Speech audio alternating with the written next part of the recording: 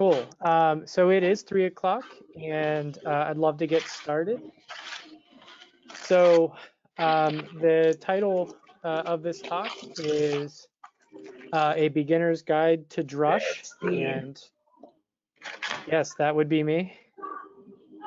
So I'm Adam Bergstein. That's my real name. I go by Nerdstein, and my Twitter handle, someone was creative before I was, I guess, and took my name. So the Twitter handle is actually A3. So it's N3RDSTEIN. All right. This is a real active shot of me. This is live. You know, I took it a couple days ago at the beach. So that's totally me, 100%. What is my role? I'm a director of engineering at Acquia. What are some things that I like? Well, I like running. I spend a lot of time with my family. I have 2 kids and a dog and wife. I really enjoy craft beer and smoked meats. I love barbecue stuff. You'll also find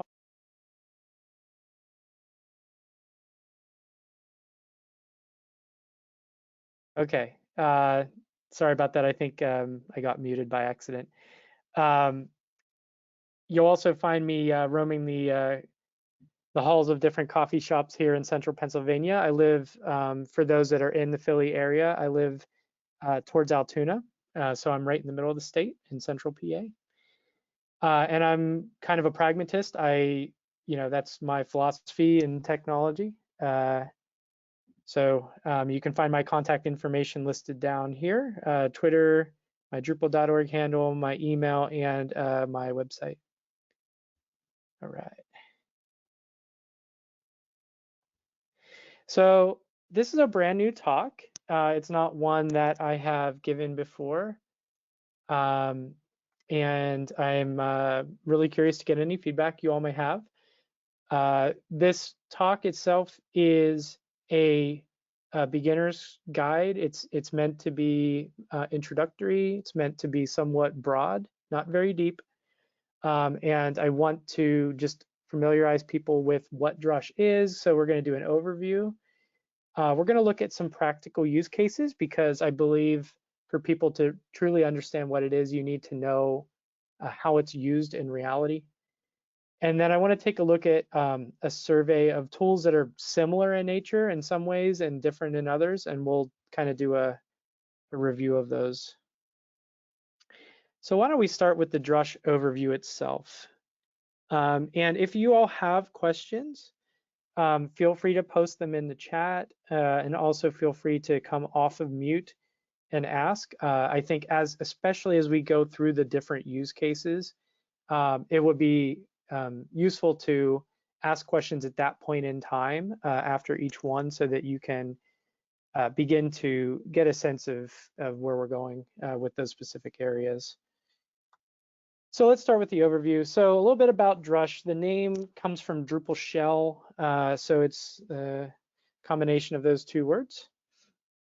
What is it? Well, it's a command line tool. So it's largely a developer and a DevOps tooling that can be used for performing different operations on a running Drupal site. So you have your Drupal site and say you want to change a module, enable it, disable it, or clear a cache. You can do all kinds of specific operations through this command line tool that would enable you to change the operations, change the running course of your Drupal site in a specific and targeted way. And this tool in particular is the #1 go-to for doing DevOps. It's instrumental in continuous integration processes, especially for scripting and automation.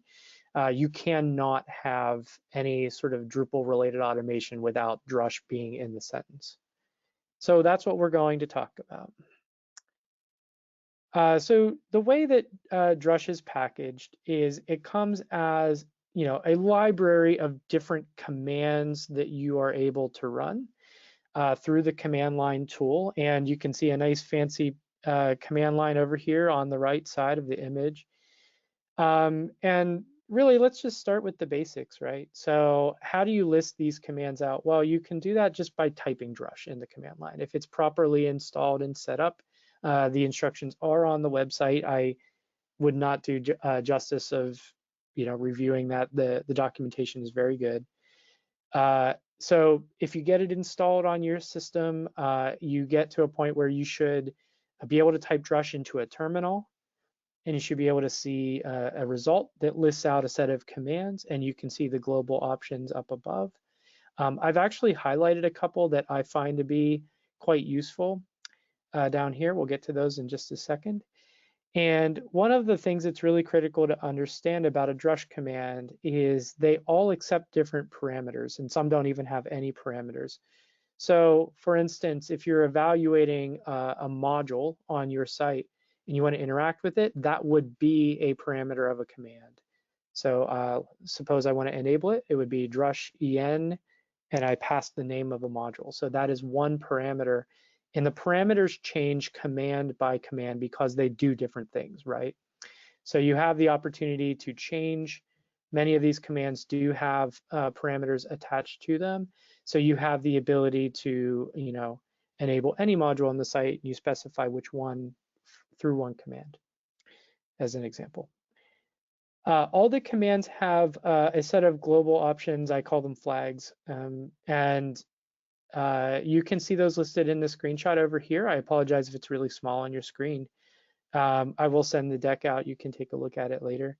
But I highlighted a couple that I personally find useful, especially if you're beginning to use this tool.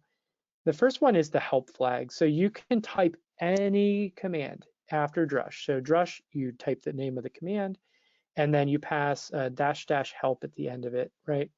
When you do that, what happens from that is you get a full list of all the different parameters, all of the different options that you would run or you could provide, and that really will help you to learn the command and pass the proper things to make sure that you're using it properly. And it has good explanations as well, so you can actually read about what the command does. The next one is URI. So a URI is a path to a site. And so if you can run Drush from a terminal, you could run it from anywhere, any directory. But using a URI command allows you to specify where you're running it, how you're running it, and it's really, really useful, especially in the context of running Drush across multiple sites. And then the last thing in terms of global flags that I really like, if you're doing a lot of automation and DevOps tooling, there's big differences between human readable command line output and something that's machine readable or machine interpreted. And a format flag is really useful for differentiating those things. So for instance, if you're doing a good bit of automation with something like Jenkins or Travis CI or Circle CI, you can run a Drush command and then pass a format of JSON or an XML or some other format that you might want to use.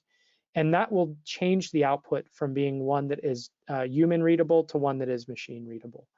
So these can be really useful tools as you're learning more about Drush, and I hope you find these global flags to be something that you find helpful as well.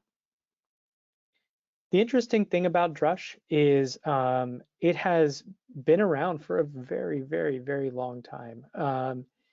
In fact, the 5th version of Drush came out and was end of life in May of 2015. So we're actually talking like a really, really long history of versions of Drush and the evolution of Drush. But one of the key things on this slide to look at is really around the supported versions of Drupal and the PHP requirements. So if you're running a version of Drush, you need to meet these PHP requirements, and be mindful that Drush 8 is really the last version that can support both Drupal 7 and Drupal 8. So that is really, really critical to understand because Drush 9 and Drush 10 only work with 8.4 and up, and Drush 10 only works with Drupal 9. So if you're looking at running Drush against a specific version, you need to be very mindful of which version of Drush you need and make sure you have the requirements met. This end of life table is really useful as well, because it does help to share the maintainers, the Drush maintainers, and what their vision is for keeping the lights on with specific versions. At this point in time, if you're not on 8 or moving towards Drush 10, I think you're probably going to be in bad shape. All right, so that is the high-level overview. We're about 11 minutes in on the talk. I can pause for a moment just to make sure there aren't any questions at this point.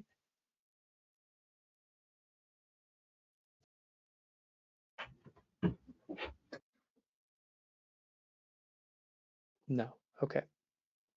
All right, I'm gonna keep going then.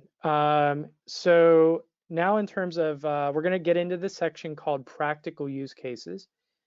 This is really where most of the talk is. This is the meat and potatoes, I guess, sorry, meat and butter. That's an interesting combination.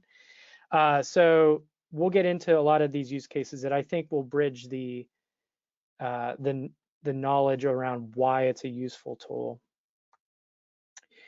All right, so let's take a quick look at this. So we have this use case is around cataloging of sites and environments, and also performing remote command execution.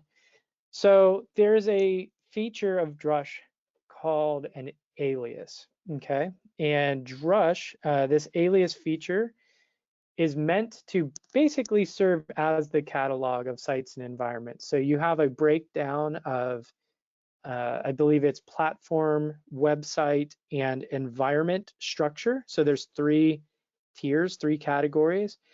And inside of those 3 categories, you can, basically list out all of the different sites that you can access. And this alias is the way you access those sites through Drush. And we'll see that right here with this command, where this is a global flag. This is something that's available for every command and allows you to perform remote command execution. So this would basically replace like SSHing into a site and running Drush on that site directly through your host. So if you look at the syntax here, you run Drush and then use the @ sign with a site.environment structure. You can also use like platform.site.environment, so it supports both of those. And then you list out whatever command you want to run. And this is very, very, very beneficial if you are maintaining sites at scale. So suppose you're in professional services or consulting and you are working with multiple clients, you can easily use this feature to have a catalog of all of your sites, and you can rapidly run commands on behalf of your clients and have a whole list of them at the ready. Okay. All right, so let's get into Drush just a little bit so you can see how this works. So you can see someone runs a Drush command. Here, I pulled this screenshot from Google, I apologize. And it lists out both the highest order grouping, but then it shows you the different sets of environments that are underneath it. So you have my project, and then the dev environment, the production environment, the RA environment, and a testing environment. And then you can also look at a 3-tier breakdown of something where you have an environment and then a sub-environment under that. And you also have a high-level categorization of that, right? Where you can actually do at my project or use the highest order grouping to sort of refer down to all of the things, right? Which is pretty useful if you want to do that. And we also have on the right over here, here's a listing of like the alias file. This is a PHP syntax. So you create an aliases file, right? And inside of that file, you define where the file system is and what the URI is to the site. And that could be either a remote or a local URI. And then you can run commands using Drush there. Like if you see the alias of running the status command, you can run that against the dev environment or a live environment, and then you can list out the aliases as you see on the left by running the SA command, which is site alias.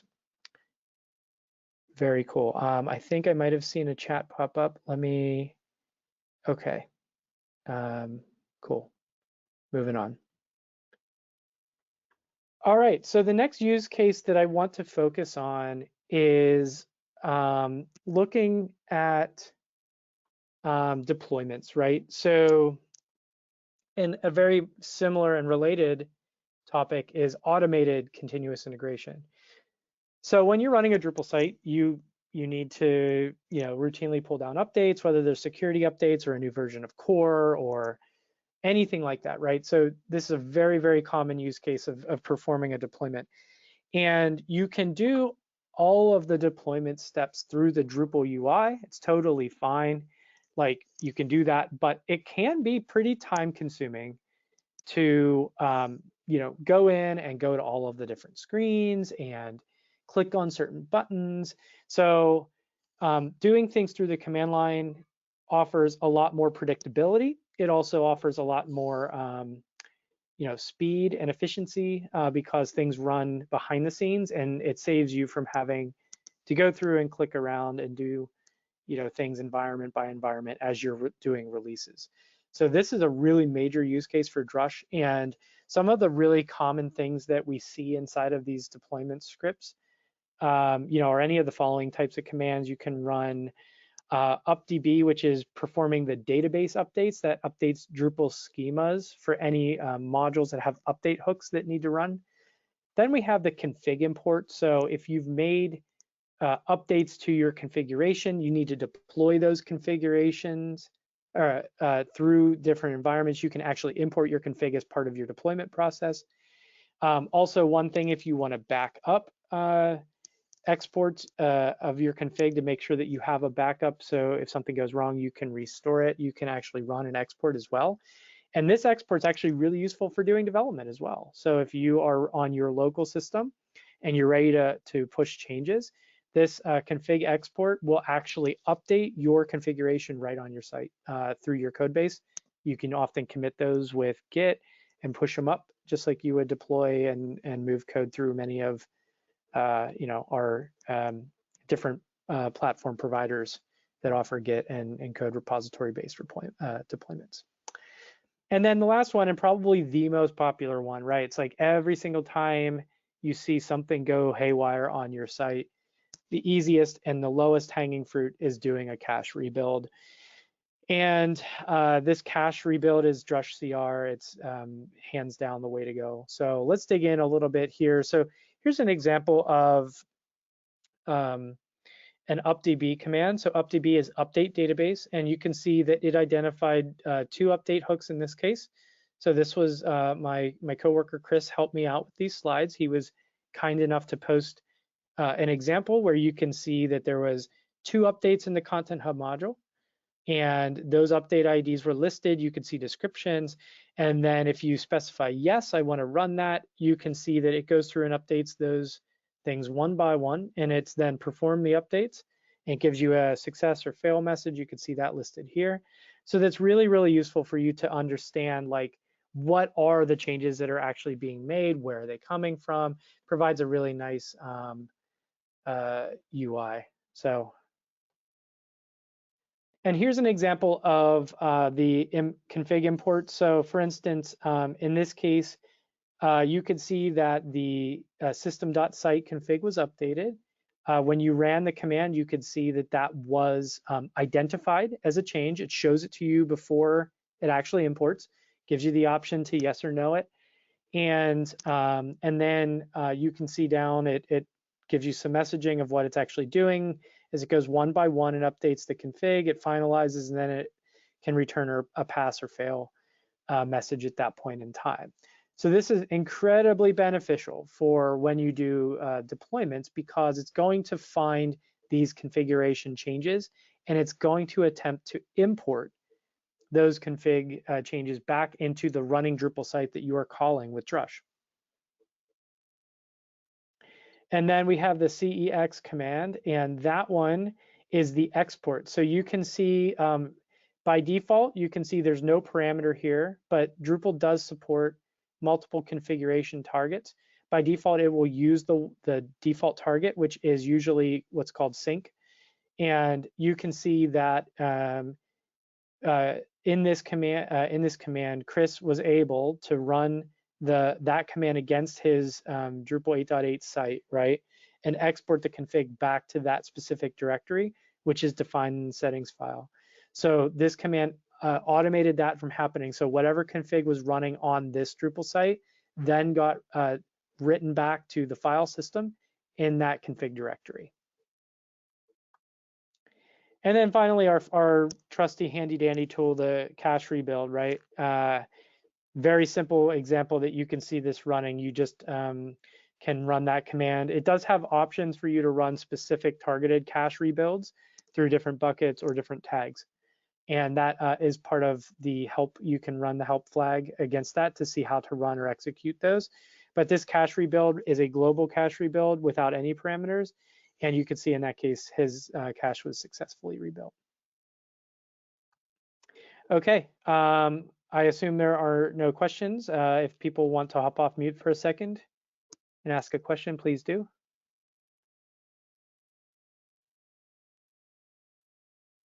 No? Okay. So the next use case we're going to drive towards here is really around the new site operations and getting some kind of tuning or more operational configuration of those sites once you get a new one stood up. So the commands we're going to review here are the site install command, the config set command, and the config get command. You can see those listed here: drush si, drush c set, and drush c get. We'll get into the specifics here. So the site install is probably, I would say, the quintessential, like running an installation. This is so super useful because especially if you're working on a local system, you might do something on your local system that you just totally need to blow it away, right? Maybe you pushed a config update that wasn't right and it caused a major problem, but you just need a rapid way really to get a fresh install, just kind of get your code base reloaded, refreshed, reconfigured. This is the way to do that. I also maintain a system called Simply Test Me, and Simply Test Me uses Drush under the hood, and we use this site install command religiously to load new instances, to bootstrap those instances for people when they request specific instances to be created. And so this install is highly useful. So you can see the basics of how this command is really run. And I wanted intentionally to show the help page on this because you can see the amount of different options and parameters that are available to pass to make this work. So for instance, we have the profile, right? So by default, you can say I want to use standard, which is like the standard profile that ships with Drupal core, but maybe you want minimal, maybe you want testing, or maybe you're testing a profile itself. You can run Drush site install against any profile you want by changing the first argument passed to the command. And then the rest you can see with the flags down here are relatively obvious. So anytime you need to do a fresh install, you may want to change the user ID for the UID1. So by default, it's admin. I think they did update that to something more secure where it will randomly generate a password if you don't pass one, because all of these options are optional. So you can pass any of these that you wish. You can also specify them inside of a settings file. So if you've already, if you want to do a fresh install and you have many of these items like the database URL or the prefix or things like that defined in your settings, it will not disturb those. You can just run that command without passing the options and it'll pull from the settings. So you can see some pretty useful examples here. Ones that I use pretty routinely are the database URL because I need to change that install by install, especially with Simply Test. The account name and the account pass are pretty critical. The account mail, if you want to change where the UID1 notifications are going, that's really useful. And then the site name, right? So this one's like really critical for putting, you know, the same default of what site you're installing, right? So what's your use case? Okay, so that's the site install command. Here's one more execution of that. Here you can see that I've passed a fully baked version of it. This is it running beyond just the help page. And you can see that runs and it gives you some instructions. There's not a ton of output from this unless if there's an error. So it tells you you're about to drop whatever database is there and create a new one. And it gives you the final warning, like press yes or no if you're ready to do this. And then it runs the actual execution of the installation. And after, it usually takes anywhere from 10 to 30 seconds, depending on the speed of your machine. It'll finish and it'll tell you if it's okay or if it fails. Here's an example of running the config set command. So you can see that here where, whoops, I apologize. This config set shows how we want to change the mail configuration under the system.site config. And this, we're going to set it to foo@example.com. You can set it to whatever you want. But this is a very simple example of just updating a very basic rudimentary config on the site. It asks you if this is your intent, like, hey, do you really want to update the mail? And if the answer is yes, you hit yes, and it finishes and runs that. And it'll update it to the last parameter that's passed. It's expecting a value. All right, and then this is really useful for debugging, by the way, too. So like if you really want to see like what is set inside of a system to get config and look at inspect the object to see what it has currently, you can use Drush to do that. So you're going to run the Drush cget config get command, and you can say you pass as a parameter, you pass what config you want to inspect. And when you do that, it returns a really in-depth nested object here, right? Where you have all of the known config at that point in time. And you can see that listed, you know, as one simple example for this specific config. All right. Okay. Any questions at all on those commands, especially the site install, which is a very, very in-depth command? Are there any questions on that?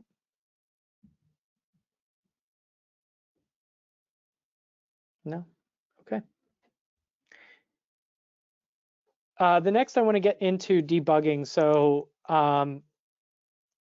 it's pretty critical, I think, that because you're able to, if you look at Drush kind of as a backdoor to the Drupal site, right? I think that's a good framing because you're not interacting with the front end UI.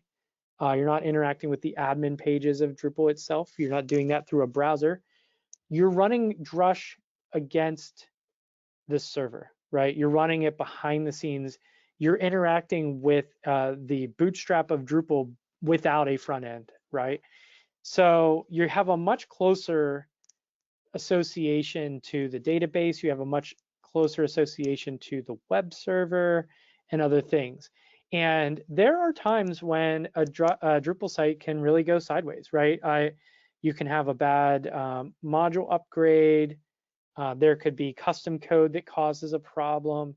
And having Drush installed to help debug is vital, because if you can't interact with the front end of a site, if it's not loading, it's not bootstrapping, you can't get in, you can't see anything, maybe error messages are turned off, you need a much better, much more deliberate way to get the feedback of what's broken or what you need to fix or what you need to update.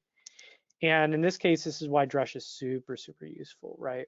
So I'm going to start with a couple. So the handy dandy go-to if you want like a hello world with your interaction with your Drupal site is running the status command. It's drush st. The next one we're going to talk about is really the drush ws command. The W stands for watchdog, which is Drupal's logging feature. I know it's a bit the naming is probably a bit confusing, but the watchdog is the log, right? So with the WS would be watchdog show.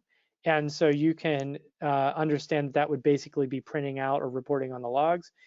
And then the last one is actually like a really handy utility on a site. So if you want the ability to rapidly run a server, you can actually do that with Drush natively. And that will use like a SQLite database and a couple other things that are native to Drush itself that just will stand up a local server and run it on a specific port that will allow you to really rapidly debug something on a site. So the status command you can see here actually shows a really high degree of information that can be really useful just to make sure that things are properly working.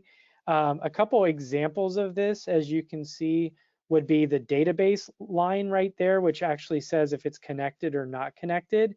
The Drupal bootstrap notation there, which shows if it's successful or unsuccessful. And then you can see a whole host of other information here about what it's reporting on a site. What's the URI that it recognizes? What version of Drupal? What are the database parameters? You know, a bunch of information here that, you know, really can be so helpful for high-level debugging and getting the status of like, is this running properly or is it not, right? So this is really useful and definitely a go-to if you're just, you know, need to see at a high level what's happening on your Drupal site. The next one is the WS command, which we talked about. And the WS command is, you know, again, showing the logs. So you can see an example here where, you know, we've shown some really basic information, right? You can see like a one-time login link. There was a cron run execution. So much of this here, you know, kind of shows, you know, both the timestamp and ID, gets you really the kind of critical information of what is occurring, when things are occurring. This WS command itself has a bunch of parameters. You can like limit the number of results. You can pair back to specific times, I believe, or, you know, so you can actually pass a whole bunch of different commands to like see logs and consolidate logs and, you know, really focus in on a couple, you know, key areas. So this can be really useful for debugging as well. Just to get some messaging out of Drupal. Here's the run server command. You can see I didn't pass any parameters to it. You can change the port or do things, but by running Drush RS, you can see that it goes through and bootstraps PHP. It assigns a port. In this case, I think the default is 8888. It points to what the document root is, and it'll leave it running for as long as you need it. So, so in this case, you can it'll just sit there and kind of wait for your direction, and then when you're ready to quit, you do Command C and close that aspect out. So, and it'll shut down the server for you. So this is actually like a really cool way for you to rapidly test something out with Drupal. Like if you do some custom code, you need to do some quick debugging, and you know you don't want to go through the pain of loading you know, a server or pushing it up to an environment. You know, this is really handy for something quick and dirty in that regard. Okay, are there any questions or comments at this point? I have a question. I don't know what you might be getting to it. Are you going to show how to pull a copy of the production site down to dev just to refresh that? Is there a special command for that? That is a great question. I want to answer it probably after this slide. Is that okay? That's perfect. Awesome. Okay, because I will bring that full circle. Please remind me if I have some absent-mindedness, but we will get to that just after this use case. Absolutely, it's a great question. Let's dig into what I call highly used utilities. So this is like a broad stroke, right? So what are some things that are really helpful, but they maybe don't fall into any of the other categories? First, Drush ULI. This is a one-time login link. If you can't get into a Drupal site, if you forgot your password, if you change the password and you don't have it written down, or let's say you also need to help a user update an account, right? Or give them a quick link to log in so they can update their account. ULI is your friend, right? So you can get a login link generated from this that you can use to get into your Drupal site, get into your Drupal admin, and log in through the site. Drush EN is classic. This is just enabling a project. The first parameter is what project do you want to enable? And you can very rapidly and easily do that. You can also rapidly disable a project if you don't need to run it any longer. So these are really very handy commands for rapidly loading code and enabling what you need. It's definitely beneficial. The next one is if you want to see all of the different projects that are running on a Drupal site, the PML command is your go-to there. We'll see that momentarily. To partially answer the question, so the Drush SQL dump command allows you to get a SQL backup of your site, right? And that combined with the aliases feature will allow you to get remote SQL dumps of your site. So we'll talk about that in just a second. And then Drush UPWD, so user password, allows you to update a user password. So this is if someone needs their password reset. If they forgot it or need to do that, you have your back door. You can get into your Drupal site and do that. So we'll go through a couple of these here real quick, and then we'll get the question answered. So as I said, if you run Drush ULI against a live Drupal site, it does return a list of a link that you can very easily and readily go in and click on that link to get logged into your Drupal site. It's pretty straightforward. The next one is if I want to enable a module, right? So I pass the name of the module here as the first parameter and I enable that. It tells me what actually needs to be enabled. So if you want to enable a root module, it may have dependencies that are also not enabled and it shows those there. You can hit yes or no, and then it tells you the status of those updates. The next one here is what is the PML project. So you can see that if you have a pretty lengthy, if you have a lot of modules, especially, Core has a lot of modules and a lot of projects, this list can get really, really, really, really lengthy. So you can see the image on the left kind of shows you the output if you have a pretty hefty Drupal site. But let's focus on just like a quick, snapshot of that on the right. And the snapshot shows you the package of the project, the name of the module or theme, the status of it, if it's enabled or disabled, and whatever the version that's running on that. So the version being whatever the supported core version is on that. So it's a really quick and easy way for you to see what modules are running or not running as an example. And then lastly is the SQL dump command. So you need to know a little bit of Linux or whatever your command line is. But in this case, you could see that we're basically we're capturing all of the output with that greater than sign. So if we run Drush SQL dump, we're going to run that, and the result will be all of the SQL, like a SQL archive of the database, right? That are just printed out to the screen, right? We're going to capture that output with that greater than sign, and we're going to write it to a file called mysql dump.sql. You can replace whatever the file name you want is. But in doing so, the result of running that will give us a SQL file from wherever this Drush command is executed. So in the case of remote environments, if you're trying to create a new environment or pull down from production, you would just pass an alias to get a SQL file backup of the database at that point in time, and then you would have that database that you would also. We do have the opposite as well. So you can load SQL. I did not include this in the slide deck, but I'll just let you know about this. You can load SQL with SQL C, and then you can pipe a file in using the less than sign by sending the contents of that SQL file into a Drush command. So the command for running a SQL file is Drush SQL C. And if you are doing a fresh restore of a database, you will also probably need to run Drush SQL drop so that it clears out the database itself. before you inject the SQL.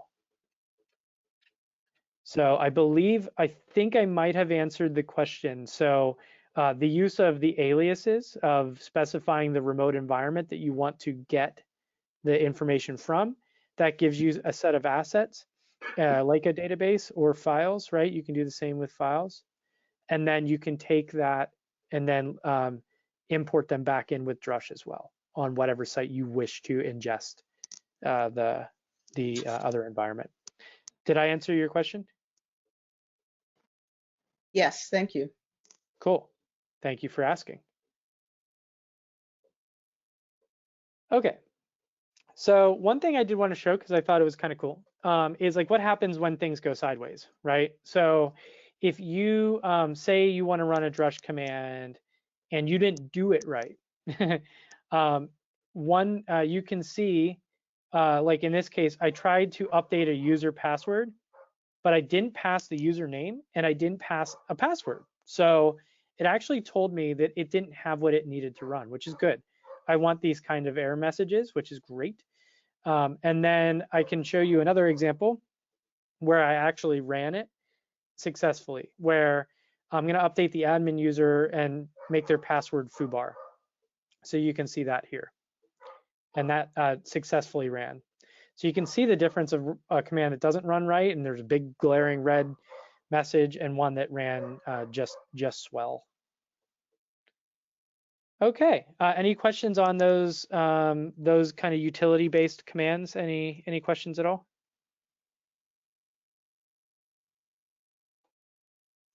No. Let me check the chat.